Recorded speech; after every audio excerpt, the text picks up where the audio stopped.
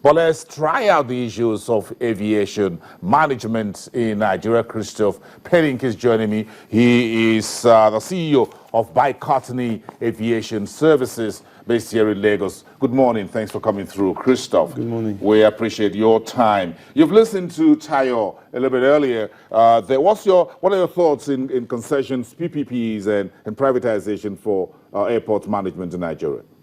Well, of course, Bicotany is a concession. We are managing MMA2, and I will differ a little bit my opinion with Tayo, is that the process was followed for MMA2, and the major issue that we have now is that the government is not respecting the terms of the concession. Okay, now we'll talk about this investment in as a concession agent. What's been your experience? Talk us through what you've seen. Do you think that is the way Nigeria should go, or you think other options or processes should be employed, like just sell the assets outright and just manage it and say you pay the government and it's now yours? Well, I think concessions work. A lot of airports are concessions throughout the world, and with a good agreement, it can work and it can be beneficial to the government because the returns are higher. It can be beneficial to the airlines because it's run like a business, which means that if my customers are doing well, I will do well also. And then it will definitely be beneficial to the passengers, which are the customers of the customers. So it can work. It's very beneficial. Selling the asset, I think in Nigeria will be a challenge. The assets are already there. They can be greatly improved, definitely.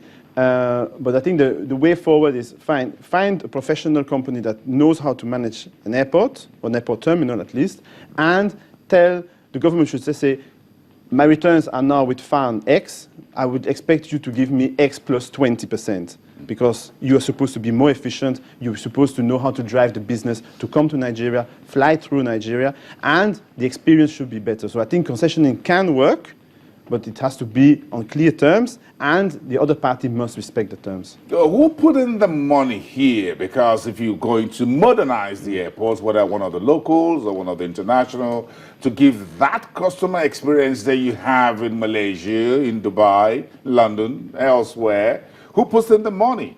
Well, in our case, we put in the money.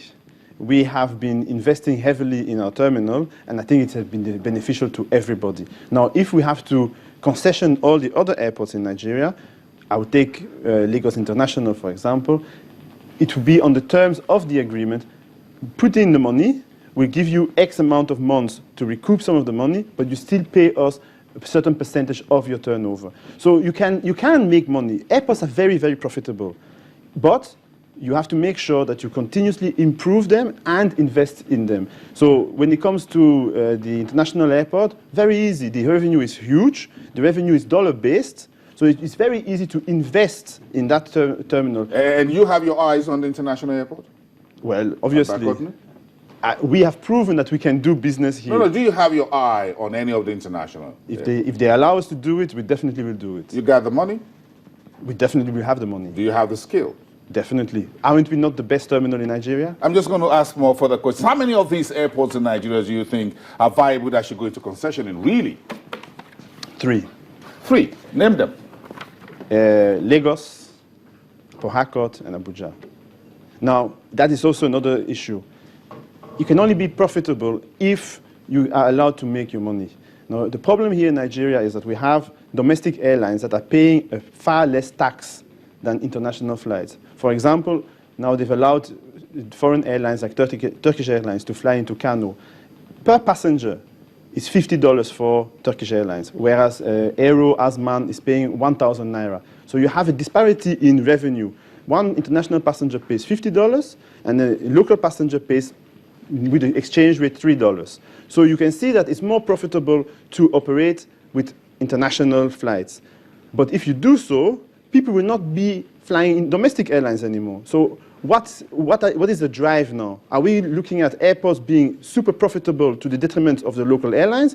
Or should we now see, yes, you are allowed to fly into Lagos, Abuja, and Port Harcourt, and the rest should be You fly into those airports, and then you fly a domestic airlines to the other airports. It's a political choice. If you want to develop your economy and you want to support your local airlines, you cannot allow international airlines to fly in every possible airport. in Nigeria. Location. So Yes. you think we should segment the aviation, the airports in Nigeria, have a few for international airlines as a hub, Yeah. then you find other local airports where local airlines could go, isn't it? Yes, yes. The local airlines will only thrive if they can get the market. In Africa, we don't have a strong, West Africa, we don't have a strong airline anymore. It becomes so ridiculous that I had to go to Tunis. The easiest way was for me to go to Paris. Fly from Lagos to Paris and Paris to Tunis. Soon, with all these entry points into Nigeria, we'll have to fly to Dubai to fly to Kano from Lagos. We have to find a way to support the local economy. So who allows this tax disparity between local and international airports? Who does that? No, that is FAN regulated, and of course it's beyond FAN, it's federal government.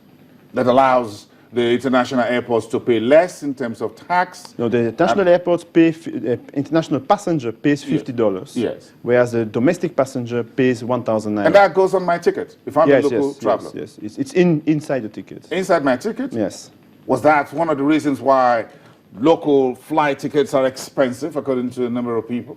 They're not, no, the local tickets are not expensive because of the airport tax. They're expensive because, especially now with the Naira dollar exchange rate, we have local airlines that are really suffering from this disparity in official rate and black market rate.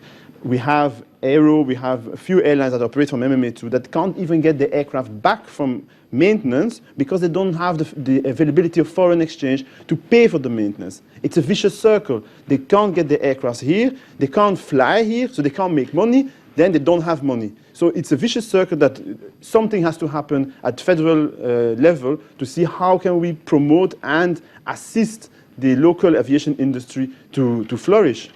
One last question. I've got to let you go, Christophe. Based on your experience in concessioning, has it been good, bad, or ugly? Or it has been good and ugly at the same time.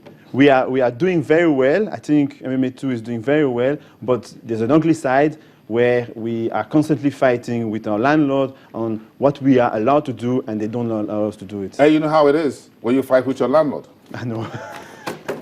I don't want to say the landlord always wins, but we allow the law to take its course. And that's not for me, it's for the judge. Thank you very much, Christophe Penny, for being here from Bicotny, the Chief Executive Officer, one of the concessionaires in Nigeria's aviation sector, commercial aviation, that is.